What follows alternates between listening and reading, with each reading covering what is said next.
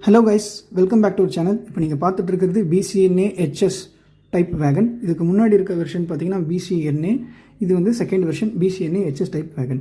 BCNAவோட full form என்னன்னு பார்த்தீங்கன்னா போகி covered வேகன்.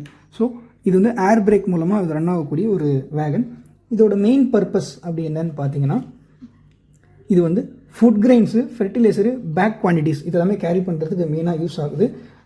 Especially முக்கியமாக வந்து சிமெண்ட்டு, பல்க் சிமெண்ட் மூட்டையில் இருக்குது பார்த்தீங்களா, அந்த சிமெண்ட் மூட்டையை வந்து ஒரு பிளேஸ்லேருந்து இன்னொரு பிளேஸ்க்கு எடுத்துகிட்டு போகிறதுக்கு இந்த வேகன் கண்டிப்பாக ரொம்பவே யூஸ் பண்ணுது. ஃபுட் டிரான்ஸ்போர்ட்டுக்கும் இதை பயன்படுத்திகிட்டு இருக்காங்க.